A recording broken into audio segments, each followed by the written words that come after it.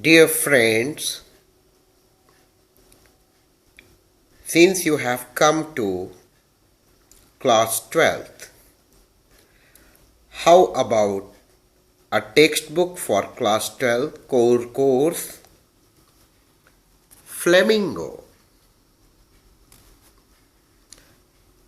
This book is having a lot many chapters dedicated to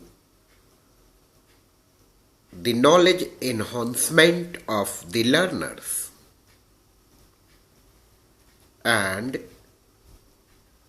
let us begin one such chapter by Alphonse Daudet, who wrote The Last Lesson. Yes, I am talking of the prose section and the first chapter that constitute the prose section is The Last Lesson.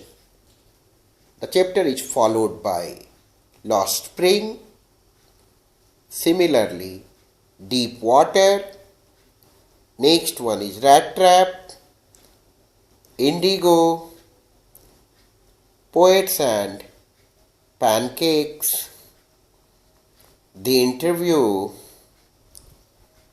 and Going Places. But here we wish to talk of not any other chapter except the very interesting one, The Lost Lesson, which constitute the first lesson of the book, the chapter 1. Chapter 1 of Flamingo. And the title is The Last Lesson. For the same, I wish to invite Miss Parvati Rajendra Kumar Anayat to speak over the chapter. Hello friends. Over to Parvati. Yes. Hello friends. Today I am going to talk of the chapter The Last Lesson, written by Alphonse Daudet. Alphonse Daudet is the writer of the story. He was a French novelist and a short story writer. He was born on 13 May 1840 in France and died on 16 December 1897. He was noticed for the singing of the song Aromale. The story, The Last Lesson, is set in the days of Franco-Prussian War, where France was defeated by Prussia. Prussia now consists of nations of Germany, Poland and Austria. The French district of Alsace and Lorraine have passed into Prussian hands. This story also tells us that what are the effects it had on school life. The narrator of the story is Franz, who is a very young little boy who has a distaste towards the subject French, especially its history and grammar. That is why when once his teacher asked him to prepare for the test of participles, he was not ready for that. Even he was not knowing P of the participles. So he decided to remain outdoors. Okay friends, now let's begin with the chapter. The narrator of the story, Franz, had been late to school that day because he was asked to prepare for the test of participles which he was not prepared. He was even not knowing the P of the participles. He decided to remain outdoors. Suddenly his thought changed and he decided to hurry off to school. While hurrying to school, he saw a lot many people crowded before the bulletin board. He wondered what was the matter, and this is the place where all the bad news for the past 2 years had come.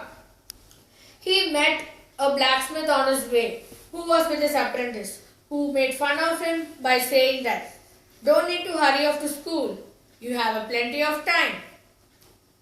Usually when he reached the school, there was a whole lot of hustle and bustle, which can be heard out to the street. But today it was also still and calm. He was afraid to enter into the class. But when he entered the class, M. Hamel greeted him very kindly. And once he entered the class, he saw his teacher in a very special appearance. And he even knew that he usually wore it on prize and inspection days. The most surprising thing to the narrator was that the backbenches which usually remained vacant was now fully filled with the village people, which consisted of the former mayor, the postmaster and the old houser. Meanwhile, M. Hamel, the French teacher, told the students, "My dear children, this is the last lesson that I am going to teach you. So I need all of you to be very attentive. From tomorrow onwards, the new master would join your school because an order had come from Berlin that German would be taught in schools of Alsace and Lorraine." By hearing this, the narrator felt sorry for not learning his lessons. He even felt disappointed and sad because he is going to miss his French teacher and Hamel, and he even knew that he would never teach him again. While he was thinking about all this, he heard his name being called, and he was asked to recite the participles, but he was confused and mixed up. He expected a scolding from his teacher, but his teacher in turn said, "My dear Franz, I am not going to scold you. You must feel bad of yourself because you have been always come up with excuses that you would say that I have plenty of time, so I will learn it tomorrow. If the Germans come here tomorrow, they have the right to say to you, you pretend to be a Frenchman, but you do not even know to write or speak your own native language." He even says that French is the most beautiful language in the world, the most logical and the clearest one.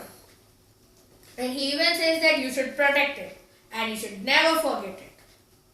Then they will have a lesson on grammar.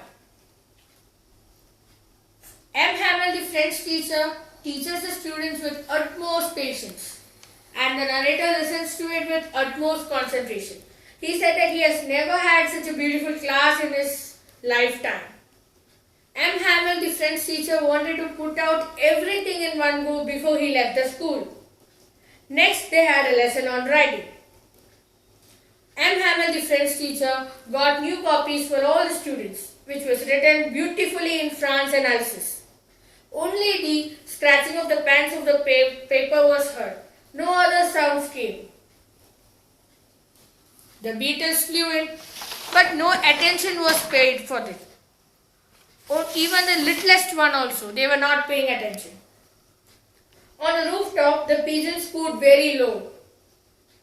And the narrator thought to himself, when the Germans come tomorrow, are they even going to make the pigeons to sing in German? He thought to himself. All of a sudden, the church clock struck 12. M. Hamel got up from his chair with a pale face. He had to speak something, but he could not because emotions choked his throat. Finally, he showed his gesture with his hands by saying that the school is dismissed, you all may go. The chapter mainly focuses on instilling the value of one's mother language, how one's mother language is important. Here the emotion of the French teacher M. Hamel is portrayed because he knew that the language French is not being going to be taught from tomorrow onwards because German would come there. And even he praises the language, he praises the French language by saying that it is the most beautiful language and the most clearest and logical one. It should never be forgot and it should be protected. The same emotions are being portrayed by the narrator, the young little Franz, who first will have a detail towards the subject French, especially its history and grammar. But when he came to know that from the next day German is being taught in school, he feels sorry for not learning the French lessons and for especially creating a detail towards his history and grammar. And he even feels so sad and disappointed that he is not going to meet his teacher and Hamlet because it would be a last lesson for him. And he also understands the values of that French language. He comes to understand that. Thank you all. It's not like that. The chapter only has the surface story of a student who is not preparing his classwork.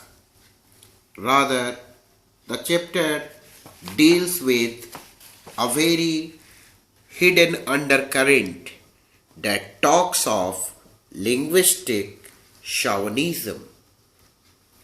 What is linguistic chauvinism?